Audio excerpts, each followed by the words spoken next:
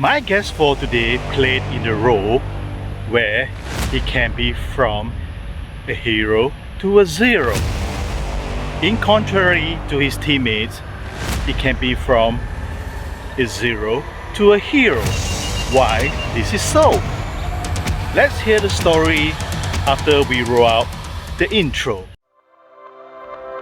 Welcome to Lepak with Ant. Let's hear what our guests have to say. Or there are beans to spill. Strap on the seatbelt and let's go for a ride with me. We can learn from our guest's story.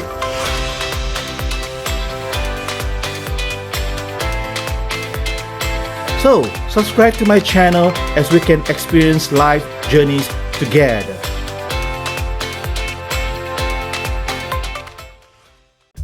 Hi viewers, welcome to another episode with Lepak with Ant. In the starting of the video, I mentioned that the role that my guest played can be from a hero to zero, whereas his teammates can be from a zero to a hero. And why is this so? So let's welcome our guest for today. Yes, it's none other than our legendary goalkeeper, Rizal Hassan. Yes, hi everyone. It's good to see everyone here. Alright, so my name is Rizal Hassan, a former international goalkeeper.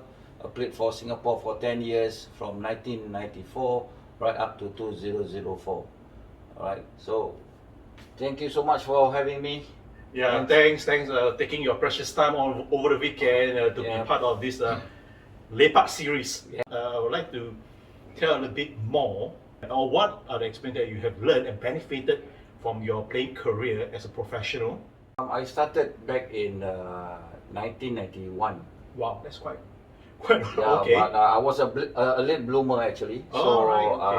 I didn't go up to from the ranks from under 12, 14. Right. Back then was in there is Milo Soccer School. Okay. And then I played for my school, my secondary school, Brother Secondary. Yeah. And then that's where I got spotted by one of the Milo coaches, which is Robert Lim. Okay. Yeah, so another legend coach. He's very fond of developing youngsters. Yes. And then I did quite reasonably well in goal, and he spotted me and invited me to go and play for Milo Soccer School, which is at Gloucester Barrack. All right, I think that's your humble beginning, and then Yeah. from there you rise yourself to one of the top goalkeeper in the beginning, right? Of the video, I did mention about from hero to zero, and then whereas your teammate can be easily from a zero to hero, right? I guess you are able to relate what I said. So perhaps you can share what are the experience that you have on this. Oh, there are quite a few experience because as a goalkeeper, you can make a lot of saves in one game, but in you make a mistake, and then everybody the headlines will be on the mistakes. That happens in 2004 Singapore Cup final, where we play against John Bury. Okay. And we were 2-2 level the score, and then that we were leading 2-1 actually. Okay. So and then I made a blunder where they took a shot and went under my arms. Oh. Yeah, so the score is 2-2. So before that, the game was very intense, and it can be anybody's game, and we are both sides are all attacking sides. So, and I thought for that last 5 minutes of the game, I thought we should have won the game. All right. But because of that mistake, and the world. For me, the world just collapsed. I can understand the kind of feeling. Yes. But the thing is, we have the game is not over. We still have the injury time, and one of my strikers scored that very important goal, and we won 3-2, and we won the cup. All right. Yeah. Okay, though that must be quite a ride for you in the last 5 minutes. Yes, exactly. And because why? I think it's very very important as goalkeeper. You need to be mentally strong. Yeah. Yeah. I just to me it's like you have a black box in the back of our heads. Okay. Where you make a mistake, Yeah. Okay, you deal with it, you lock it and throw it away, All right, good. and good. don't dwell on the game. It's well said. Okay, like you said exactly. If you keep on thinking of the same mistake, and that's where you start to lose your focus, and you start to sabotage yourself in a way, correct. and that's where your performance, and you will lose confidence in that sense, and eventually your performance just drop. Sure. It's more important because it always says that in soccer, right, the game is never end until the final whistle is blown. So coming back to your playing days with the national team, right, almost a decade of in these 10 years, what are the things that you actually benefited as a person? As a goalkeeper, learn how to deal with criticism. Oh yes, Yeah. that's harsh. So, and I mean, I've been playing with under a lot of coaches, and they give a lot of good knowledge and input. Yeah. So the most important thing, you have to keep humble. Oh. You have to be humble, Yeah. and then there are times where you have the limelight, and then you can't be over the moon. Yeah, you right. read in the newspapers, Yeah. this and that, but but at the end of the day, you have to keep yourself on down to earth, and keep on working hard. Yeah, because you never know. One moment you will be up there, another moment you can come down. Yeah. Goalkeepers, we have to play with pressure. Yes. Yeah, so it's quite difficult. It's different from outfield players, Yeah. And so we have deal with pressures, and some they thought that most goalkeepers are all crazy, but I think we are more working on different kinds of situations, Yep. working with different kinds of dealing with different pressure. So Yep. I think it's more of that. Yes. Yeah. I mean, at the end of the day, we are all human beings. Yes. We are subjected to emotions and the kind of feelings.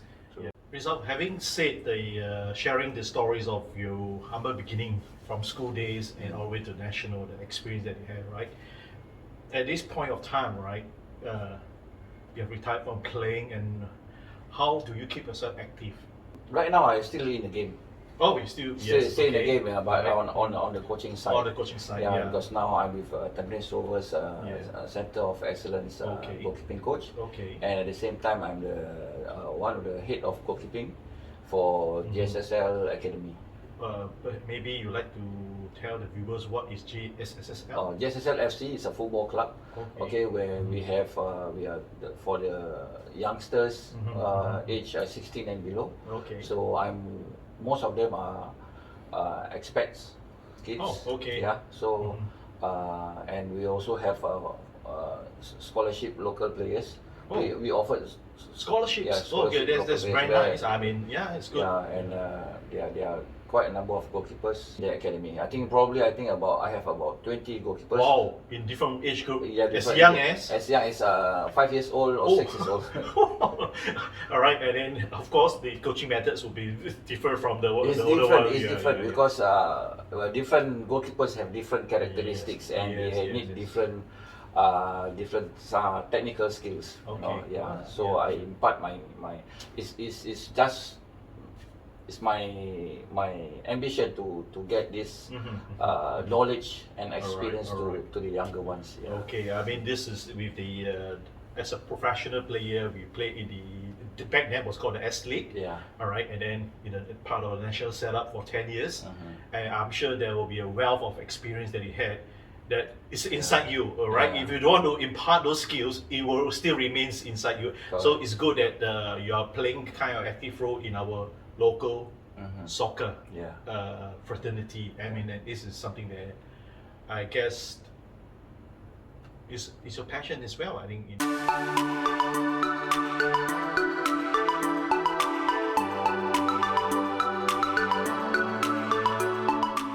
Yes, because I have one who is from Germany. He was born from Germany. Okay. And he was with me in GSSL from the age of 8 years old right up to 12. All right. And then at the age of 13, he was signed up by Manchester City youth team. Oh. Yeah, so I think it's that kind of feeling, the satisfaction that I have that I impart on my skills on for him. Yeah, so I mean right now he's in Blackburn under 18, so I'm very happy to look. And I'm following his progress. Yeah, so it's a good thing for him. Yeah. So the thing here is the laying the foundation, right? Is very important, and that is where his development years from 8 years to 12. I think this is the development years, and it is critical because these are the the foundation that one has to, right, in order to become a better goalkeeper. So I'm sure you are proud of his progress. Besides this, right, and also on Facebook sometimes I do see a lot of your posting as well, personal, right? I mean, you are also grooming your son. Yeah. Maybe you would like to share the kind of father and son, experience. Yeah, but okay, I have one son, his name is Ilhan Hadi, and he's only 11 years old. Okay. Yeah, so I don't know, it's like, when he was a baby, he liked to kick the ball, use hand, but and at the same time, I think when I see he's at the age of 5 or 6 years old, I brought him into the academy, and he trains right up to till now, and I think I can see that he's for his age, he's matured enough. Okay. And at the same time, he can play from the back. That's the most important thing for a goalkeeper nowadays. Modern games is much more tempo. Before, back then, is only goalkeepers are all shot stoppers and goal takers. But now it's totally different. It's totally different ball game. Really. The speed of the game is much more faster, and you need the goalkeepers to be as a libero. You need to be very good with your feet, and can see that he can play from the back, and then his reading of the game is quite well. But at the end of the day, it's up to him if he wants to make it as a professional player. Why not? For me as a parent, I will just support him. I mean, there's always support from family members is always important, because that is where you're able to groom them from young. I mean, it's what you're grooming him right now. And result, you as a specialization in goalkeeper coaching, all right, from where you are right now, okay, in maybe 10 years time or 5 years time, what would be your dream, I would say, or aspiration that you have as a coach? Yes, obviously, as a coach, we have a target. So the thing is now, I want to build the young local goalkeepers. Okay. Train them, and hopefully they will be up in the ranks in the FA, and one day represent the national team. So it will be a very good satisfaction. So to have to train them, and one day they will. It happens to all coaches.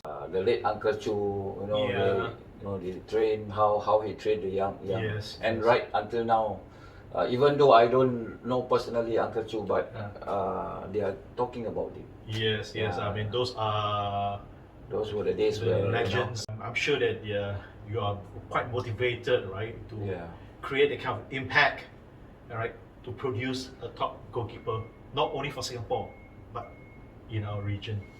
So perhaps you would like to share some of your things that you have in plan for yourself, and how are you going to move from here? As a goalkeeper coach, I think back then it's very difficult. We used to coaches might say, okay, let's work, make the goalkeeper sweat.